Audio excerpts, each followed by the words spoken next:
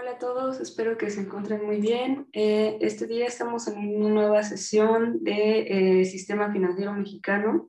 Esta vez vamos a hablar de una comisión que por muchos es desconocida, muchos seguramente no han escuchado hablar de ella, no han escuchado hablar de los seguros, eso sí, casi se los puedo afirmar, pero ¿qué hay de las fianzas? La gran mayoría creo que desconocemos un poco el concepto de fianzas. Entonces, en la clase de hoy vamos a estar viendo la Comisión Nacional de Seguros y Fianzas y cómo se integra. Van a ver que tiene elementos muy interesantes. Entonces, les voy a compartir el material del día de hoy. Ya saben que ustedes lo tienen disponible desde siempre, lo pueden ir revisando desde antes. Y pues bueno, vamos a checar a ver de qué se trata. La Comisión Nacional de Seguros y Fianzas es un órgano desconcentrado en la Secretaría de Hacienda y Crédito Público.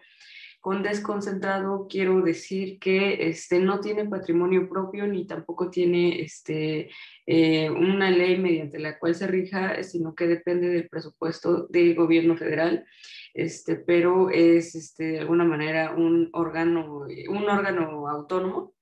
Y pues bueno, se encarga de supervisar que los operadores de los sectores de seguros y fianzas pues se apeguen al marco normativo y que tengan la solvencia y la estabilidad financiera para continuar con sus actividades o para llevar a cabo sus actividades y garantizar a las personas que van a cumplir con los contratos que se lleven a cabo por cada una de estas instituciones.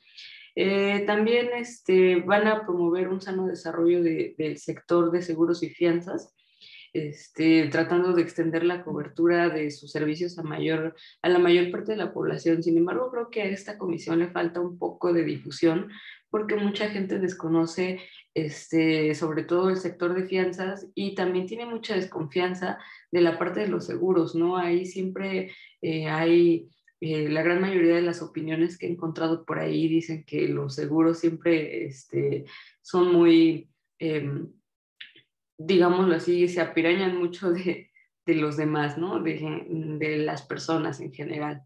Pero bueno, la Comisión Nacional de Seguros y Fianzas, que está regulada por la Secretaría de Hacienda y Crédito Público, se va a integrar de instituciones de seguros, de instituciones de fianzas y por una parte individual de agentes de seguros y fianzas. Las instituciones de seguros se dividen en seguros de vida, seguros de enfermedad, seguros de daño, seguros especializados, mientras que las instituciones de fianza pues son únicamente instituciones que otorgan fianzas y reafinanciamiento justamente. Ahorita vamos a ver qué significa todo este concepto alrededor de estas instituciones y los agentes de seguros y fianzas que se van a encargar de intermediar justamente entre las personas y entre las empresas este tipo de operaciones. Bueno, si nos vamos a la parte de las instituciones de seguros, se pueden dividir en diferentes rubros. Normalmente son sociedades anónimas que tienen que estar autorizadas por la Secretaría de Hacienda y Crédito Público para operar sobre distintos ramos. Normalmente son seguros de vida, accidentes y enfermedades y daños en riesgos profesionales, incendios, créditos, automóviles. Bueno, hay una serie de rubros que tienen las instituciones de seguros. ¿Y cómo funcionan estas? Bueno, funcionan a través de un contrato a través del cual se paga una cantidad definida de dinero que se conoce como prima. Y de hecho, esto ya lo habíamos retomado un poco en la parte del sector derivados. Dijimos que una opción era muy parecida a un seguro. Pues aquí vamos a explicar cómo funciona justamente este seguro y que se asemeja mucho a las opciones, ¿no? Pero en este caso decimos que esta cantidad definida de dinero se conoce como prima y se paga la persona que desea asegurarse a sí mismo o algunos de sus bienes, la tiene que pagar a la compañía aseguradora. esto con la finalidad de que reciba una compensación solamente en el caso de sufrir un evento inesperado, el evento inesperado que está tratando de cubrir o el peligro que está tratando de cubrir, como por ejemplo un accidente automovilístico, un fallecimiento, un gasto médico mayor o alguna de estos accidentes que suele ocurrir, ¿no? Entonces esta prima se paga por tener ese derecho de poder ejercer este seguro, pero no necesariamente implica que lo vamos a utilizar. Y en el caso de que no se utilice, por ningún motivo me van a regresar la prima, ¿no? Es simplemente lo que se paga por tener ese seguro de que en algún momento lo podemos utilizar, ¿no? Bueno, en las instituciones de seguros, normalmente las personas las ven como un gasto, pero pues en realidad es una inversión que nos da seguridad para evitar pues afectaciones económicas más severas que se deriven de algún evento desafortunado, que puede ser una enfermedad, un accidente o algo así, ¿no? Porque hay veces que pues las personas no prevén los eventos que puedan llegar a tener y se someten a varios riesgos a lo largo de su vida. Por ejemplo, el manejar sin seguro de auto ya parece ser que ya no se puede. Ya es parte de la ley que todos los autos deben de tener este seguro al menos para circular en carretera. Entonces, como les digo, a veces lo vemos como un gasto, sin embargo, es una inversión para que no tengamos un gasto demasiado fuerte a futuro, ¿no? En el caso de las personas que, por ejemplo, no cuentan con seguro social, un seguro de gastos médicos mayores, pues les es bastante útil. Bueno, dentro de los seguros de vida tenemos el seguro de vida, que es en caso de que la persona fallezca, el seguro total, que es que cuenta con doble protección, es decir, si llegara a fallecer, la suma asegurada se le va a entregar al beneficiario. Y también en el caso de que la persona llegara a sobrevivir a un accidente grave, se le entrega al beneficiario y también se le entrega el dinero a la misma persona que sobrevivió del accidente grave. También existen seguros educativos que se entrega una cantidad fija a los hijos para que puedan concluir sus estudios en el futuro, ¿no? En una institución privada generalmente. Existen también los seguros de pensiones, que son una cantidad de dinero que se da o se otorga como una renta vitalicia, si es un trabajador, y en su caso también si fallece, pues se le entrega a los beneficiarios. También puede ser un seguro de pensiones, ya sea privado o por seguridad social. También existen los seguros de accidentes y enfermedades, como los de gastos médicos mayores que señalábamos, que pues la aseguradora pagará los gastos hospitalarios y médicos que se necesiten. También existen los seguros de salud que cubren las consultas médicas, que son pues obviamente menores y pues únicamente se establecen en una póliza. También existen los seguros por accidentes personales y en este caso cubren lesiones o accidentes menores que pudieran llegar a pasar en casa, como quemaduras, cortaduras y demás. Aquí es muy importante señalar que los seguros de gastos médicos mayores casi en ningún caso cubren enfermedades crónicas, como lo es la diabetes, la hipertensión y todas esas enfermedades que son pues ahora sí que crónicas, la gran mayoría de los servicios no las cubre. Sin embargo, actualmente pues se han ido incorporando nuevas funciones a estos, bueno, nuevos tipos de pólizas para asegurar a las personas y para que sean productos más atractivos. También existen los seguros básicos estandarizados que son complementarios a los productos básicos tradicionales y se ofrecen por diferentes compañías, por ejemplo, seguros de salud dental, seguros del robo de llantas de automóviles, de la rotura de cristales, incluso entre estos también puede estar el seguro a las mascotas, ¿no? Que es un servicio de los más nuevos que existen. Aseguras a tu mascota por algo que le pueda ocurrir, ya sea que se pierda, ya sea que se enferme o que sea atacado por otro perrito o cosas así, pues también existen estos productos, cada vez se van diversificando más, ¿no? Por aquí les proporciono una liga que está bastante interesante, donde pueden consultar las características y los precios de los servicios básicos de seguros. Bueno, también están los seguros de daños para bienes, que son seguros para el hogar, Normalmente cubren incendios, terremotos, inundaciones, todo este tipo de cosas que le pueden pasar al hogar. Este tipo de seguros son más comunes en Estados Unidos. Yo comentaba hace poco con un arquitecto que le decía, oye, pero es que las casas en Estados Unidos son sumamente inseguras, ¿no? Porque pues todas están hechas de madera, la construcción pues realmente es muy endeble, ¿no? Y me decía, sí, sí, por supuesto, dice, a pesar de que es madera tratada y de que es madera que está especialmente hecha para las casas, pues normalmente sí, sí son construcciones más débiles de lo que son aquí. Dice, sin embargo, allá todas las casas que se construyen deben de tener un seguro contra incendios, contra terremotos, contra inundaciones, contra huracanes. Dice, normalmente las pólizas de seguro para casas son obligatorias antes de hacer la construcción. Bueno, y entre otros seguros de daños para bienes también están los más comunes, que son automóviles y a motocicletas, que cubren pues daños materiales, robo total, y responsabilidad civil. Esto de responsabilidad civil se refiere a los daños que tú puedas ocasionar a terceros en el caso de tener algún accidente ocasionado por ti mismo, ¿no? Derivado de este accidente. Entonces, esa responsabilidad civil se paga al tercero que está involucrado en el siniestro.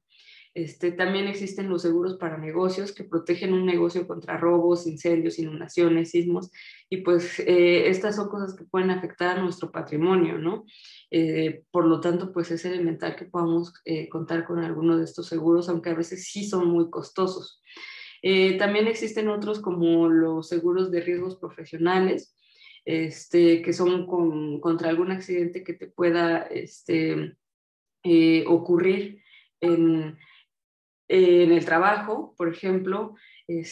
Bueno, y existen muchos otros tipos de seguros, muchos productos, como les decía, cada vez están más diversificados. Existen los microseguros, que son para personas de bajos ingresos. Incluso también existen, como les digo, a pesar de que son seguros muy costosos, los microseguros están diseñados eh, para cosas más, digamos, para estas consultas médicas, lo que decíamos hace rato, ¿no? Su principal característica es que son de bajo costo y que las sumas aseguradas son pequeñas, ¿no? Son fáciles de contratar y pues tienen pocos requisitos. También otro que es muy interesante son los seguros de repatriación. ¿Qué significa esto de repatriación? Cubren a los mexicanos que radican en el exterior en el caso de que fallezcan. Generalmente pues están hechos para Estados Unidos o Canadá y cubren los trámites consulares del traslado del cuerpo de alguno de estos países a territorio nacional.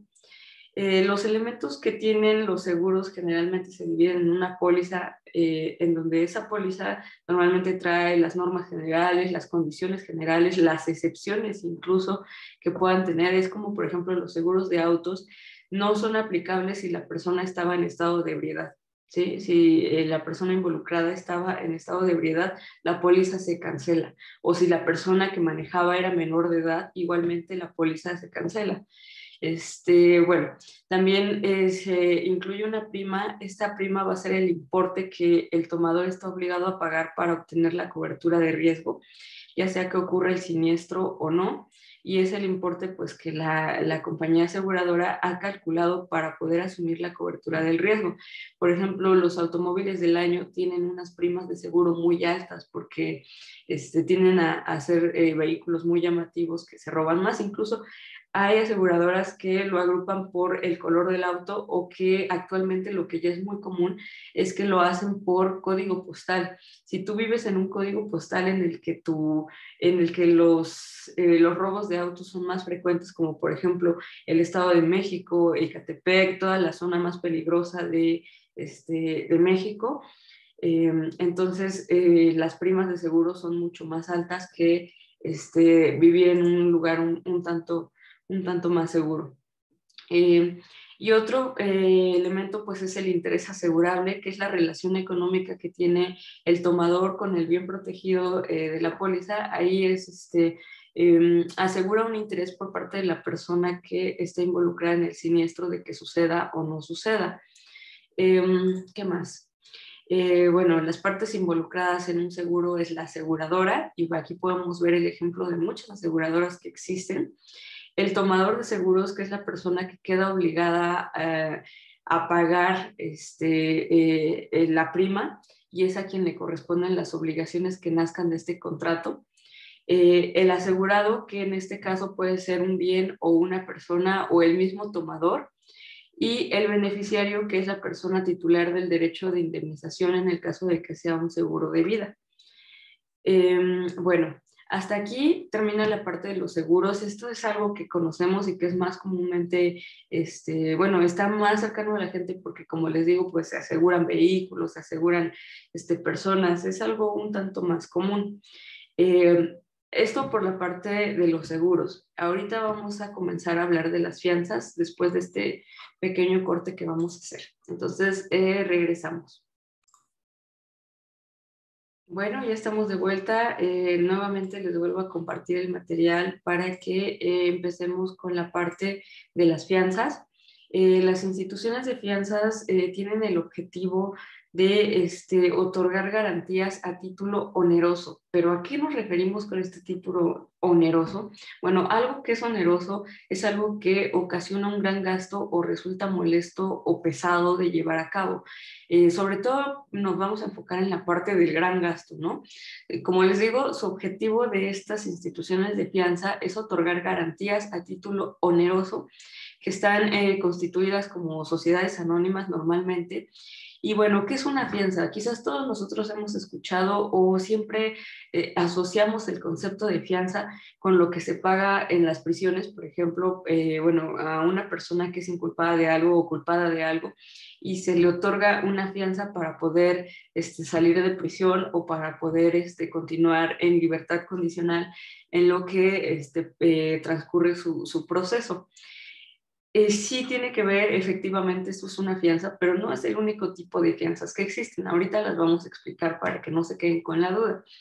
Una fianza es un contrato mediante el cual una tercera persona se compromete a cumplir con una obligación ante un acreedor.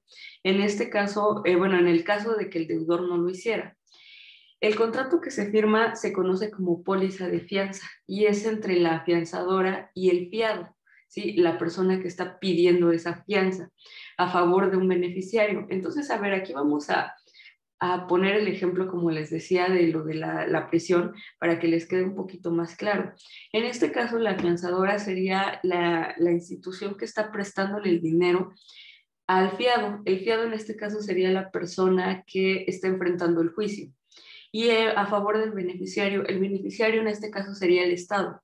¿Sí? Entonces el Estado puede disponer de cierta cantidad de dinero en el caso de que el fiado no cumpla con la obligación que tiene contraída, es decir, con presentarse a declarar o con hacer su servicio social o con cumplir con su pena de arraigo domiciliario o etcétera, ¿no?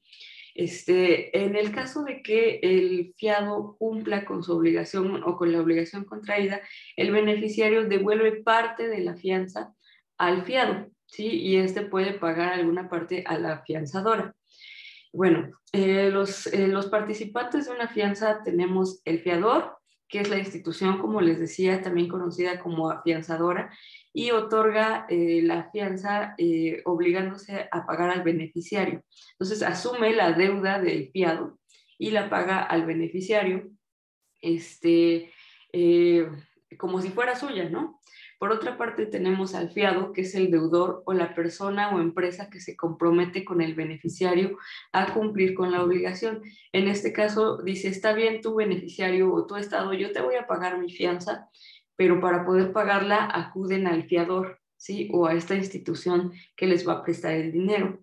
El beneficiario es el acreedor, es la persona, empresa o institución a quien se le va a otorgar la fianza. ¿Sí? Y esta parte de que, bueno, esta parte exige el cumplimiento y se le debe garantizar este pago.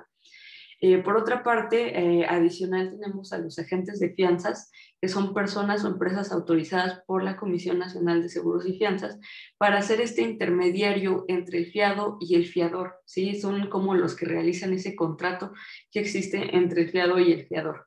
Y por otra parte, también tenemos a un obligado solidario, que es una persona o empresa dada por el fiado o promovida por el fiado para, bueno, que se obliga de forma voluntaria o solidaria, en este caso, con el fiado ante la afianzadora.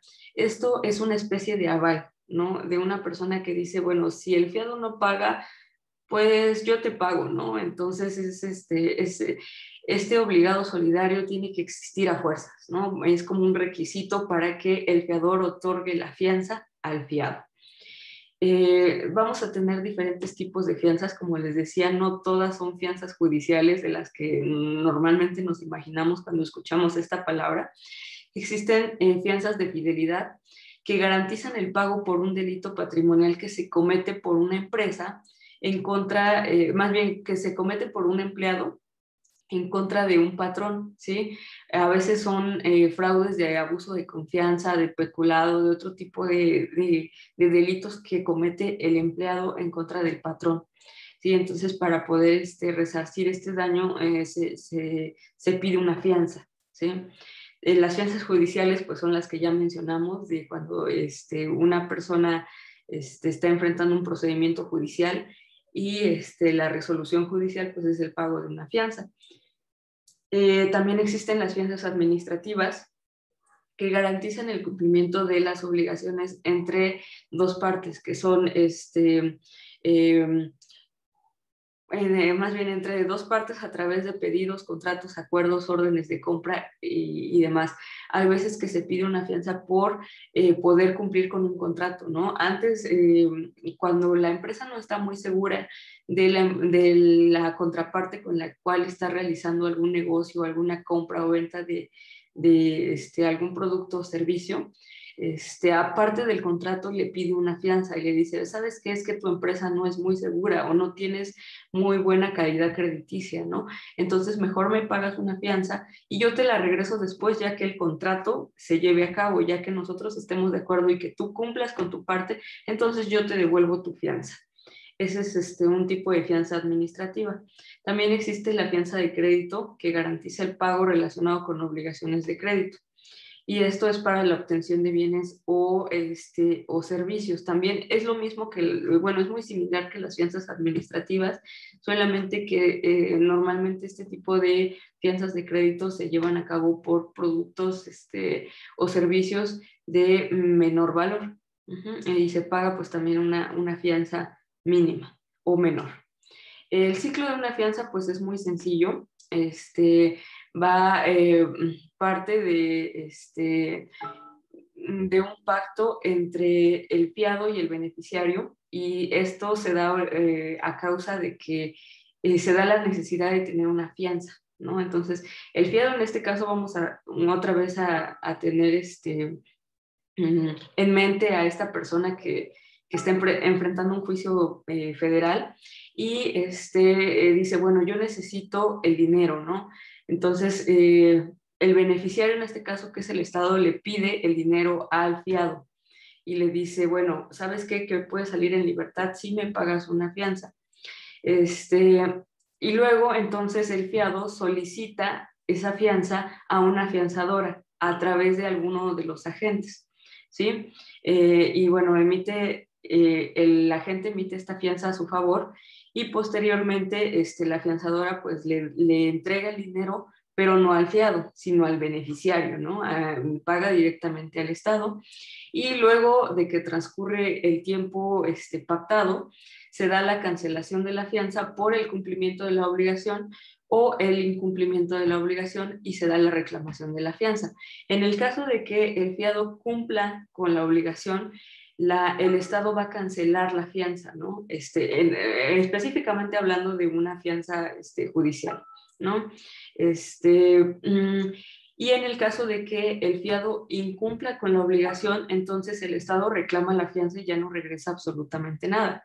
En resumen, una fianza es el pago que se realiza para asegurar el pago de algún bien o de la realización de alguna actividad del fiado al beneficiario, ¿sí? Pero bueno, entonces así es como funciona más o menos el ciclo de una fianza. ¿Y cómo se compone? Bueno, los componentes de una fianza van a ser el monto del contrato, que es cuánto se le va a pagar al beneficiario una vez que el fiado cumpla con el contrato, ¿sí? El monto a financiar, que va a ser el valor que la afianzadora va a cubrir. Generalmente es un porcentaje que va de entre el 5 al 50% del monto del contrato. A ver, aquí es importante señalar, la persona que pide la fianza debe de pagar al menos el 50% de la fianza, ¿sí? Solamente puede solicitar a la afianzadora del 5 al 50% del monto. Otro es el monto de la prima de la fianza, que es lo que paga la afianzadora por la emisión de la fianza. Y esto es un pago no reembolsable, es decir, cuando se solicita la fianza a la afianzadora, se emite un contrato. Ese contrato también pide una prima anual. Normalmente las condenas, por ejemplo, en el caso de ser una fianza judicial, duran entre, no sé, 3 a 5 años. Entonces se pide una prima anual para seguir con la financiación de esta fianza, ¿sí? Y normalmente el porcentaje es un porcentaje del monto a financiar que normalmente es una prima que va por sectores dependiendo de qué tan grande sea la fianza, que va de 1 peso a 120,000 pesos, se paga tanto, de 120,000 pesos a 500,000 pesos se paga tanto, ¿no? Entonces en eso es en lo que varía. Y pues bueno, ya con esto terminamos, ya este es un pequeño meme para que despierte, porque seguramente se quedó así después de esta larga clase. Aquí tenemos una de las actividades, es una fianza, justamente una fianza judicial, y pues únicamente requiere que ustedes analicen los elementos. Aquí les ayudo con la primera pregunta, por ejemplo, ¿de cuánto es el monto del contrato?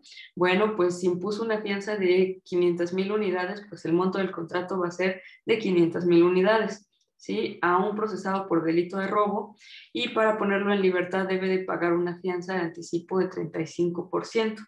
Entonces ya aquí nada más es que ustedes calculen una serie de porcentajes para dar respuesta a este pequeño problemita. En la actividad 2, pues es un seguro de auto. Entonces, también nada más son cuestiones de sumas y restas para que ustedes practiquen un poquito estos conceptos. Les puse por aquí algunas pistas y pues espero les sea de utilidad. Pues bueno, esto ha sido todo por la clase de hoy. Este sector es muy interesante, es muy importante, y como una recomendación personal, la verdad es que contraten seguros de vida, contraten seguros de gastos médicos, lo van a agradecer en el momento en el que tengan algún problema mayor. Traten de no contratar una fianza, traten de que en ningún momento necesiten una fianza, pero si es así, pues ya saben que pueden acudir al sector de seguros y fianzas. Pues bueno, ha sido todo por hoy, cuídense mucho, que estén muy bien, denle like, compártanlo, si tienen alguna duda comenten abajo. Gracias por todo, bye.